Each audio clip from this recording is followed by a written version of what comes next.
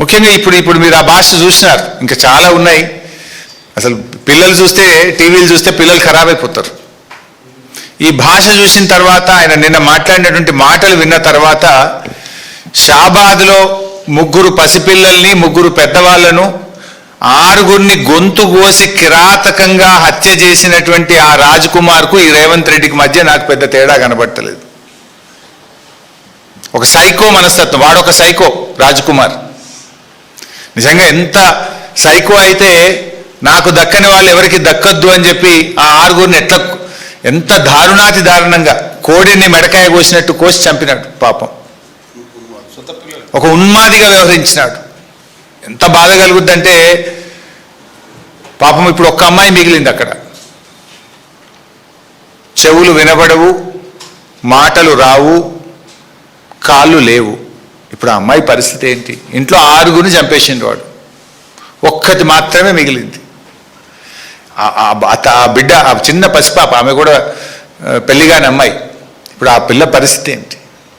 ఇంత జరిగితే పక్క రాష్ట్ర ముఖ్యమంత్రి స్పందించిండు ఆ సంఘటన మీద, కానీ ఈ రాష్ట్ర ముఖ్యమంత్రికి కనీసం ఆ సంఘటన మీద స్పందించలేదు ఇప్పటిదాకా. ఒక సీనియర్ అధికారి, ఈ రాష్ట్రానికి చెందిన ఒక ఉన్నతాధికారి, పోలీస్ అధికారి, నిన్న గోల్ఫ్ కోర్సులో హైదరాబాద్ గోల్ఫ్ క్లబ్లో గోల్ఫ్ ఆడుతున్నాడు నిన్న మధ్యాహ్నం పూట. ఈ రాష్ట్రంలో లా అండ్ ఆర్డర్ పరిస్థితి ఏముంది? అసలు ముఖ్యమంత్రి పాలన ఎట్లుందంటే, నువ్వెట్లున్నావో నీ పరిపాలన కూడా గట్లే ఉంది.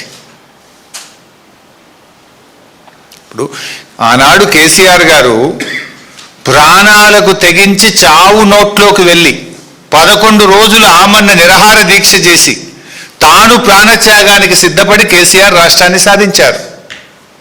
కానీ ఎన్నడూ రక్తం పారించే ప్రయత్నం కానీ ఎవరి రక్తం అడగలే కేసీఆర్ గారు. తన రక్తాన్ని ఇచ్చి, తన ప్రాణాన్ని ఇచ్చి రాష్ట్రాన్ని సాధించే ప్రయత్నం చేసింది కేసీఆర్.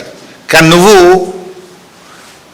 ప్రశ్నించినటువంటి వాళ్ళను, రైతుల పక్షాన నీళ్ళడిగినటువంటి వాళ్ళను ఇవాళ రక్తం బారిస్తా, వాళ్ళను కోస్తా, వాళ్ళ రక్తం బారిస్తా అని నువ్వు మాట్లాడుతున్నావు. ఇది కేసీఆర్ గారికి నీకున్నటువంటి తేడా.